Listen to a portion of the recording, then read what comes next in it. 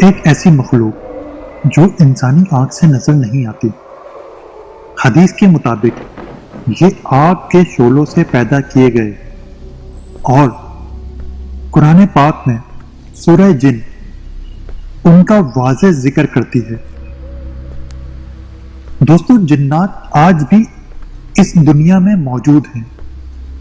ان کی آبادی انسانوں سے کہیں زیادہ ہے اور وہ ہمارے مکانوں، دکانوں اور دفتروں میں رہتے ہیں۔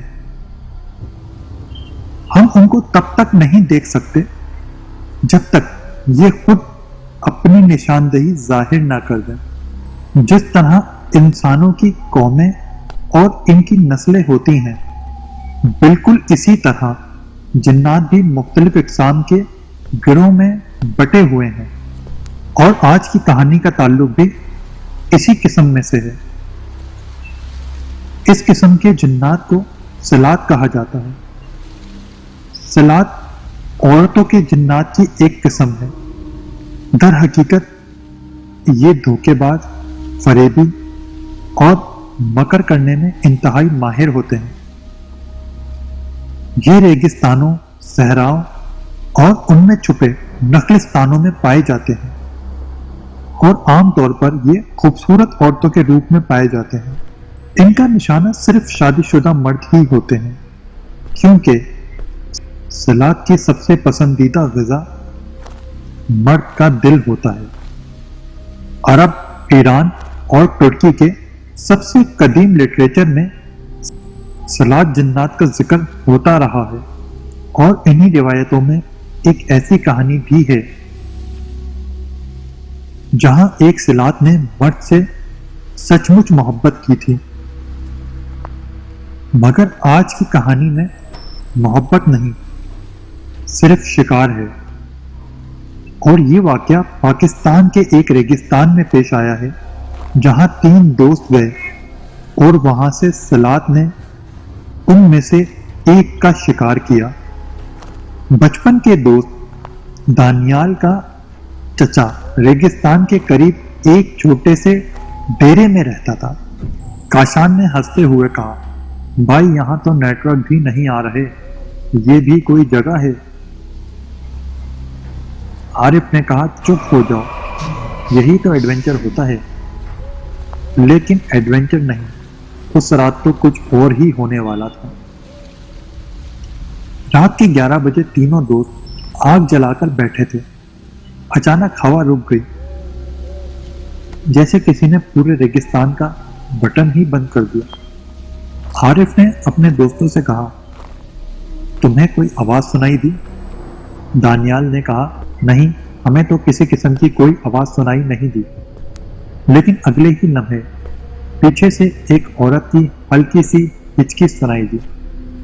تینوں نے مڑ کر دیکھا تو وہاں کچھ نہیں تھا۔ جب وہ اٹھ کر اپنے خیمے میں جانے لگے تو انہیں ایک تازہ قدموں کے ریت پر نشان نظر آئے جو کسی عورت کے تھے۔ ایسا لگ رہا تھا کہ کوئی ابھی ابھی بھاگ کر یہاں سے گیا۔ کاشان نے کانپتی ہوئی آواز سے پوچھا، یہاں کوئی اور بھی ہے؟ پیروں کے نشان کو دیکھا عارف تم نے؟ ریت سے آ رہے تھے مگر جا کہیں بھی نہیں رہے، جیسے کوئی آ کر غائب ہو گیا۔ کاشان نیند میں اٹھا، آدھی رات کو پیاس لگی تھی، باہر گیا۔ جیسے ہی وہ پانی لے کر واپس مڑا، 2 قدم چلتے ہی وہ جم سا گیا۔ ریت کے بیچوں بیچ 10 فٹ دور ایک عورت کھڑی تھی، تنہا، سفید کپڑوں میں، بال کھلے ہوئے۔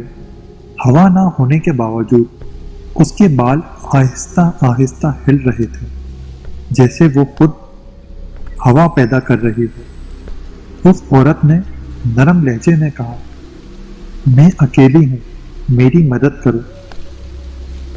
کاشان کی آنکھیں پھیل گئیں، اس کا گلا خشک ہو گیا۔ وہ بے اختیار آگے بڑھا۔ کاشان کی کیفیت بہت عجیب سی تھی۔ وہ دوسرے دن خاموش، سر جھکا ہوا، آنکھوں کے نیچے کالے ہلکے، بہت برے انداز میں بیٹھا تھا۔ आरिफ ने कहा, तू हमेशा सबसे ज्यादा बोलता था, आज चुप क्यों है? काशान कहता है, वो वापस आएगी। दानियाल ने आरिफ से कहा, पैरों के निशान देखे थे? वही औरत के कदमों के निशान। लेकिन सबसे डरावनी बात के कमरे में आकर रुकते थे। निशान जैसे ही वो रात को उसके पास आई, आरिफ घबरा गया और कहने लगा, ये इंसानी कदम नहीं, ये रेत में इस तरह के सीधे नहीं चलते। दानियाल का चेहरा सफेद हो चुका था, जैसे उसे कोई बचपन की कहानी याद आ गई हो। रात को तीनों ने फैसला किया कि इकट्ठे सोएंगे, लेकिन रात के 3 बजे दानियाल की आंख खुल गई। काशान गायब था। वो दरवाजे की तरफ भागा। आरिफ भी उसके पीछे चला। रेगिस्तान के बीचों बीच चांद के नीचे काशान घुटनों के बल बैठा हुआ था और इसके सामने वही औरत निहायत हसीन, चमकती हुई आंखों के साथ रेत पर खड़ी थी। उस औरत ने काशान को हिप्नोटाइज कर लिया था, जैसे वो अपनी नहीं, उसकी मर्जी पर हो। आरिफ ने चिल्लाकर कहा, काशान भागो इधर से। औरत ने आहिस्ता से अपना चेहरा इनकी तरफ मोड़ा और इसकी आंखें अब इंसानी नहीं, लंबे अमूदी जानवर जैसे पुतले। आरिफ और दानियाल का जिस्म सुन्न हो गया। सलात ने काशान का हाथ पकड़ा और एक ही सेकंड में रेत के अंदर गायब हो गई, जैसे जमीन निकल गई। ये दोनों काशान को सुबह तक ढूंढते रहे। वो फकत एक जगह रेत पर गोल निशान था, जैसे वहां कोई बैठा हो, और दरमियान में खून का एक छोटा सा धब्बा। सिलात की रिवायतों में लिखा है, ये मर्द को कत्ल करके उसका दिल चबा जाती है और शिकार हमेशा उस जगह से गायब होता है जहां वो बैठी होती। आरिफ और दानियाल रोते हुए शहर वापस आ गए और फिर कभी काशान नहीं मिला। सिलात का शिकार कभी नहीं मिलता, सिर्फ उसके निशानात मिलते हैं। रेगिस्तान में जो खूबसूरत औरत अकेली नजर आए, वो हमेशा इंसान नहीं होती। कुछ मोहब्बत का झूठ बोलती हैं, कुछ तन्हाई का ड्रामा करती हैं और कुछ सिर्फ शिकार करती हैं।